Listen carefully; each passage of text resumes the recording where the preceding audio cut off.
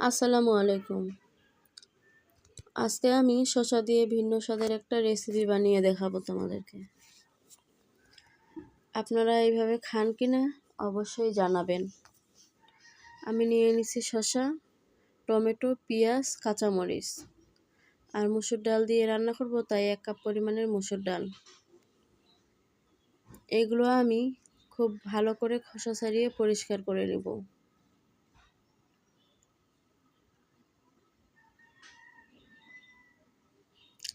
আমি শসাটা লম্বা লম্বা করে কেটে নিয়েছি, মাঝখানের অংশটা ফেলে দিছি, বিচির অংশটা ফেলে দিয়ে কেটে নিয়েছি। কাঁচামরিচ চিড়ে নিয়েছি, পেঁয়াজটাও লম্বা লম্বা করে কেটে নিয়েছি, টমেটোটাও এভাবে কেটে নিয়েছি। তারপর চলে যাচ্ছি রান্নাতে।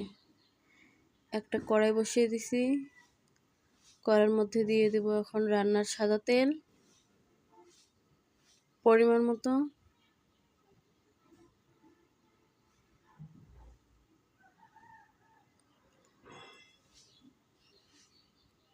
তারপর কেটে রাখা পেঁয়াজ আর দিয়ে দিব কাঁচামরিচ।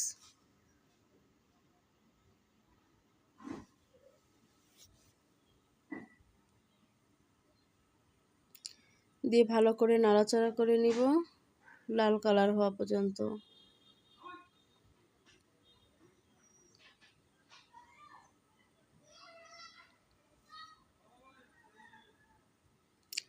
তারপর এখানে আমি কিছু মশলা দিয়ে দিব, ডাল মশলা বা পাঁচফোড়ন, এটা আমি দিয়ে দিলাম 1 চামচ পরিমাণের। তারপর একটু নাড়াচাড়া করে এখন আমি দিয়ে দিব শসা।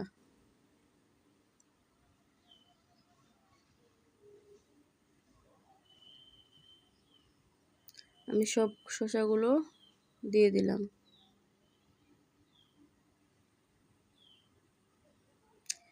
দিয়ে একটু ভালো করে নাড়াচাড়া করে দিব।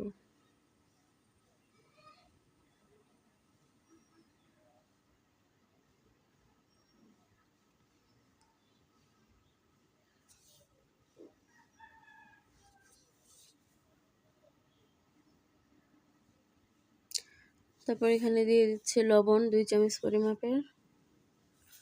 আপনারা আপনাদের পরিমাণ বুঝে লবণ দিবেন। তারপর এখানে দিয়ে দেব হলুদ গুঁড়ো,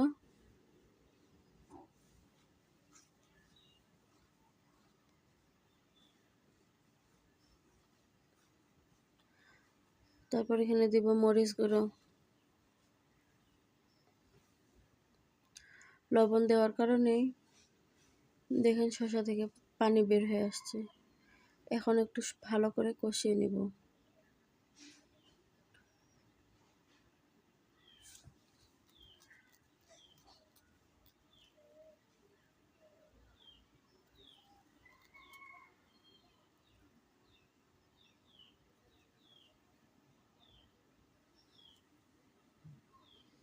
তারপর দিচ্ছি আদা রসুন বাটা 1 চামচ, জিরা বাটা 1 চামচ।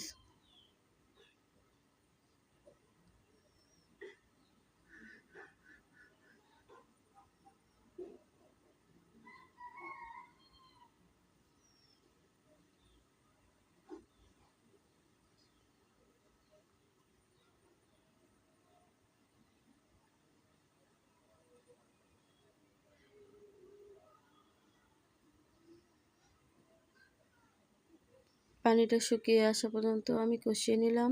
এখন দিয়ে দিব মসুর ডাল, ধুয়ে পরিষ্কার করে রেখেছিলাম এই মসুর ডাল আমি দিয়ে দিলাম।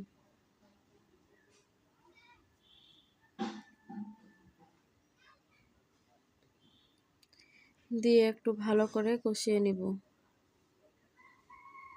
আবারও।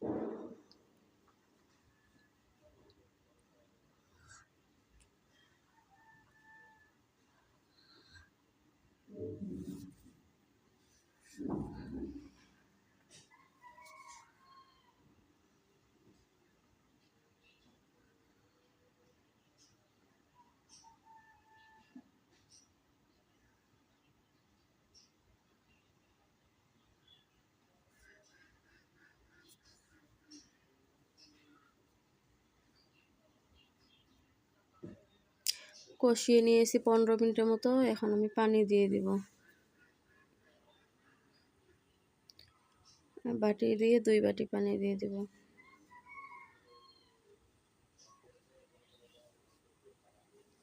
পানি দিয়ে দিলাম, দিয়ে একটু নাড়াচাড়া দিয়ে ঢাকনা দিয়ে দিব একটা।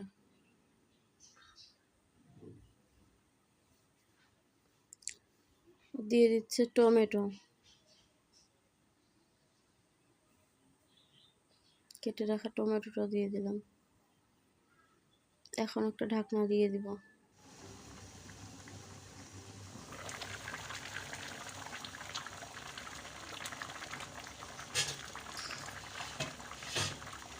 সিদ্ধ হলো কিনা একবার দেখবো।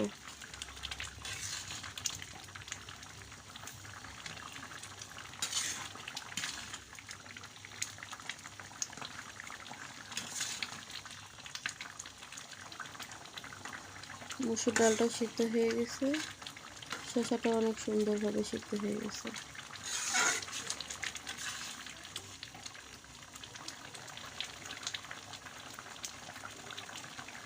সবগুলো সুন্দরভাবে সিদ্ধ হয়ে গেছে।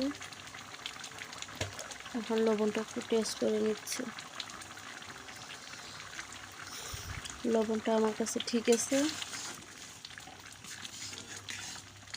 এখন দিয়ে দিচ্ছি কিছুটা ভাজা মশলা।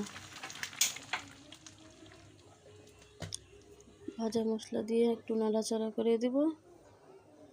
তারপর দেখেন পরিবেশন করে দেখাচ্ছি আপনাদের সামনে।